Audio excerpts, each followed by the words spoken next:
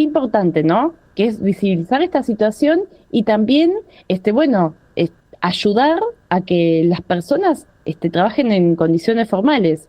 Sí, bueno, una línea de trabajo de mucho tiempo de la OIT de la Argentina, que junto a sindicatos, sector empresario y el gobierno se viene trabajando, y en este momento hay un proyecto específico con varias líneas de trabajo para reforzar esta posibilidad de que las personas accedan a un trabajo formal con derechos que redundan para bienestar para esas personas y para la sociedad en general. Ujú. Bueno, el proyecto, eh, digamos, en su título no dice soluciones innovadoras. ¿Cuáles son las soluciones que ustedes presentan o plantean? En el proyecto hay distintas líneas que tienen que ver, algunas con generar estudios para conocer lo que ocurrió en los últimos años, que fue un momento crítico en el mercado de trabajo en relación al COVID y la recuperación posterior. Por eso aparece la idea de recuperación del empleo, que tiene que ver de la forma en que iba a recuperarse después de la crisis tan fuerte que hubo durante 2020 y la generación el tipo de recuperación, con qué tipo de puestos de trabajo se dio. Entonces ahí la preocupación era poner el énfasis en qué políticas estaban siendo mejores para que el reingreso sea favorable a la generación de empleos formales y favorable a que regresen algunos de los sectores que habían sido más perjudicados, por ejemplo las mujeres o los jóvenes. Entonces, digo, parte de la idea de recuperación e innovación tiene que ver con eso, con identificar esas políticas y por otro lado, con algunos estudios que se están haciendo sobre algunos sectores de la economía argentina que son relativamente novedosos, digo, ya llevan varios años, pero que el tipo de inserción es novedosa, como por ahí las relaciones laborales que son mediadas por plataformas. Entonces uno de los estudios está trabajando sobre una plataforma de cuidados que vincula a empleadoras y trabajadoras del servicio doméstico. Entonces digo, ahí la innovación tiene que ver con cómo entender ese vínculo a través de una plataforma digital y cómo se puede favorecer que esos vínculos tengan mayor registración laboral. Otras innovaciones tienen que ver con un estudio que se está haciendo sobre algunas unidades productivas pequeñas y se quiere ver cuáles son las barreras que tienen. O sea, la formalidad no solo la vemos en relación a los trabajadores, sino también a las unidades productivas, y ahí también se está buscando algunas ideas de qué tipo de herramientas pueden favorecer que pequeñas empresas accedan más fácilmente a la formalización de su unidad productiva y así del trabajo que generan. Ujú. Y una última para comentar es un concurso que estamos trabajando para realizar junto con otro proyecto de la oficina, que es sobre empleo verde y transición justa, donde la idea es ver cómo podemos vincular la transición justa, que es vinculada a generar empleos que sean ambientalmente sostenibles, pero junto con formalización laboral. Y esa es una idea que estamos trabajando también para ver qué cosas hay en la sociedad que están vinculando eso y cómo apoyar esas ideas para que se potencien. Ujú. Bueno, qué bien bueno, las tres líneas, ¿no? Que mencionaste, y tiene que ver, ¿no? Porque yo pensaba en este título del proyecto, empleo inclusivo y con perspectiva de género. Supongo que tiene que ver Sí, con esto de que vos mencionabas de, bueno, el sector que quedó, fuera, digamos, del empleo formal, post pandemia y pandemia, que son mujeres y jóvenes, ¿no? sí, fueron los que más dificultades tuvieron para reingresar en el momento inicial post pandemia, que nosotros identificamos como a partir de fines de 2020 y durante el año 2021. Y en el último año, o sea, en 2022, ahí hubo algunos cambios, con las mujeres lograron regresar al mercado de trabajo como no habían podido en el momento inmediatamente después de la pandemia. Y se da la particularidad, digo, que a veces la gente se sorprende con estos datos, pero que estamos en un momento donde la participación de las mujeres en el mercado de trabajo es la más alta de la historia, por lo menos de los últimos 20 años, que se mide de igual manera, ¿no? La tasa de empleo. Entonces, lo que vemos es un regreso de varios grupos que le había costado regresar después de la pandemia, pero lo que se identifica es el problema del tipo de inserción laboral, ¿no?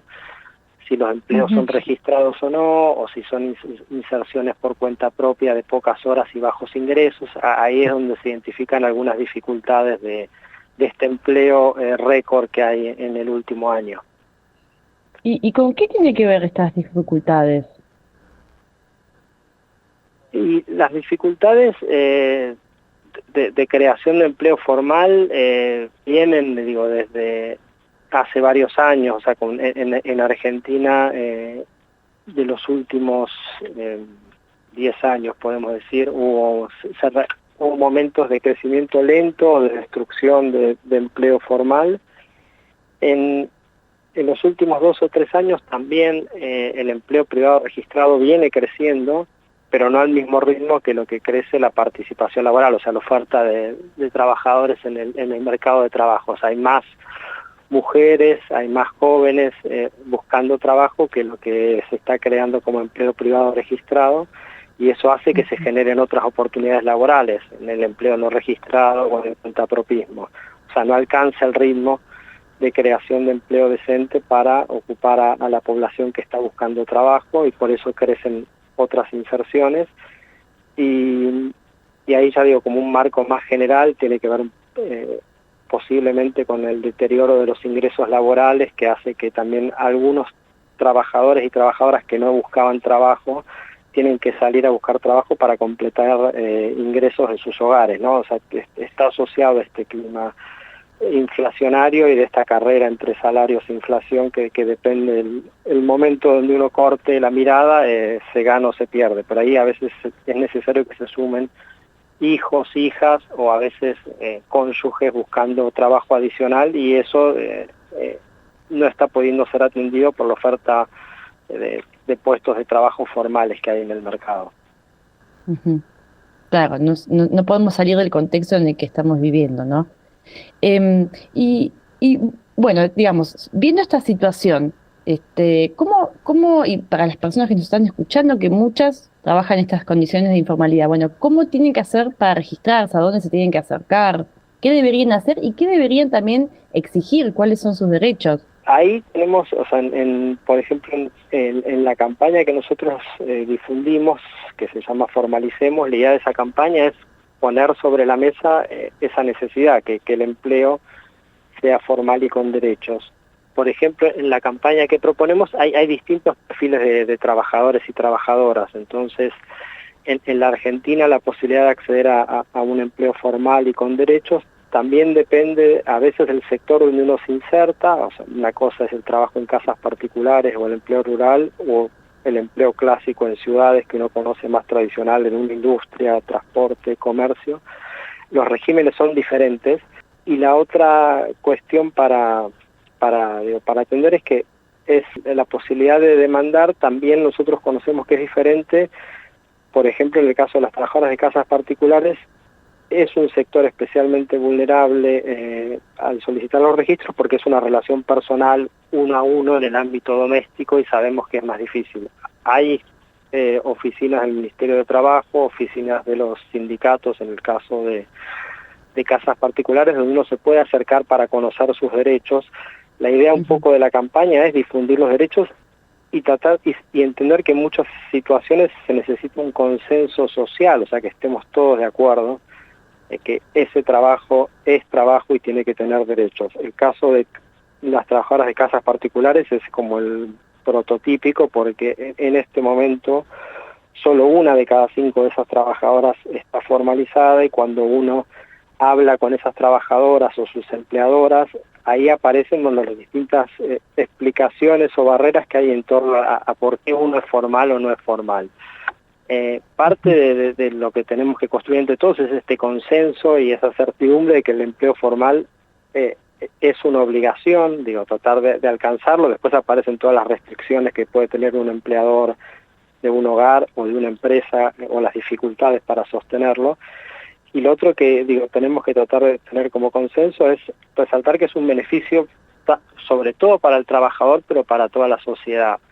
Algunas veces aparece la idea de que el empleo formal es pagar impuestos, y hay que correrse de esa discusión y poner el énfasis en que uno está generando una vida más digna para una persona, con protecciones, derechos, acceso a jubilación, salud, o sea, es una cuestión de tratar de sumar a la discusión pública estos elementos, y la posibilidad de reclamar aparece en distintas dependencias de los ministerios de trabajo provinciales o nacional, donde uno puede ir a plantear esta situación, y después en el diálogo entre empleador y trabajador, es una negociación muchas veces individual y otras veces que puede ser canalizada a través de sindicatos en lugares más públicos, pero no es algo sencillo decirle a una persona, porque lo vemos en los testimonios: andá y exigí que te pongan en blanco, andá y exigí que te registren, porque a veces esa demanda no es bien recibida, digamos.